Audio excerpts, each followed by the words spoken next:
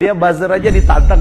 Mas Uwe, komen dong tentang mundurnya Liz Truss. Apa yang terjadi? Jadi kita melihat bahwa mandatnya, jadi Liz Truss waktu dia mengundurkan diri, dia pidato di Downing Street nomor 10 itu sangat simpel sekali, kata-katanya adalah saya gagal memenuhi mandat sebagai Perdana Menteri. Gagal juga memenuhi janji kampanyenya ya?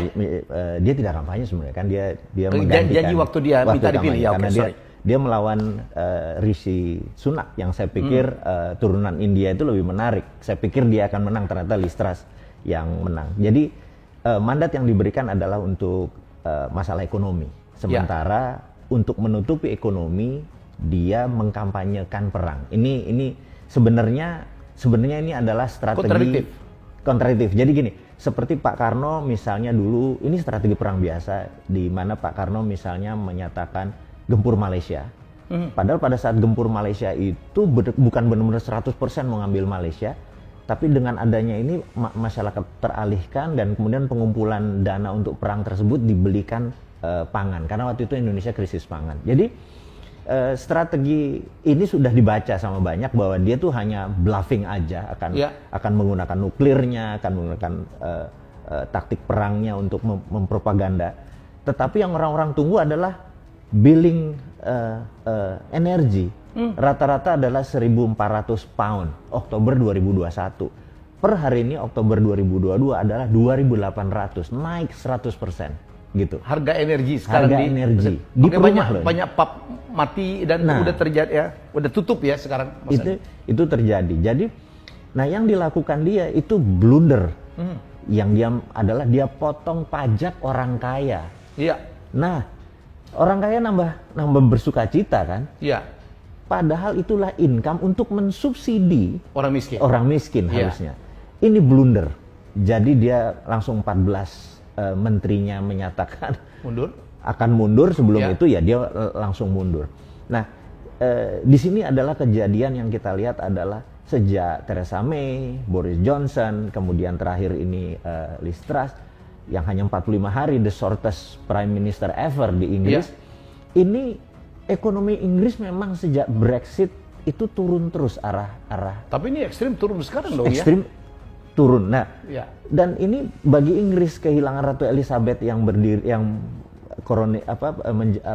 dimahkotai tahun 52. Itu ternyata dulu Commonwealth itu terus karena merdeka juga turun. Jadi secara kedaulatan Inggris ini lagi dalam masa transisi yang akan turun ke bawah. Ini akan terjadi perubahan besar di dunia ini di dalam politik luar negeri dunia. Jadi kembali lagi yang kita kagumi adalah sewaktu mandat itu tidak amanah, mereka mengundurkan diri. Ini yang harus yang mau kita bahas juga nih. Nah, ini sanepo, kalau bahasa Jawa itu sanepo itu kita ini Indonesia, kalau kita ngomongin Liz Truss, kita ngomongin Inggris, orang Indonesia bilang what's in it for me, gue apa hubungannya sama Indonesia gitu kan.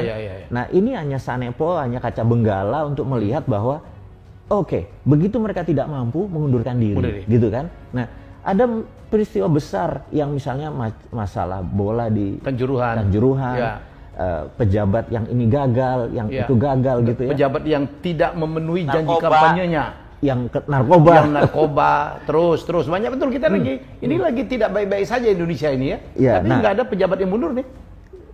Di acara kita ini satu mengajari teman-teman dimanapun mengerti pola dunia, tapi apa yang buat Indonesia itu adalah pengingat di satu sisi. Jadi aku pikir sekarang kita bicara Inggris dulu, bahwa Inggris ini sebenarnya negaranya bisa dikatakan sunset. Pound sterlingnya terlemah dalam 40 tahun terakhir. Iya.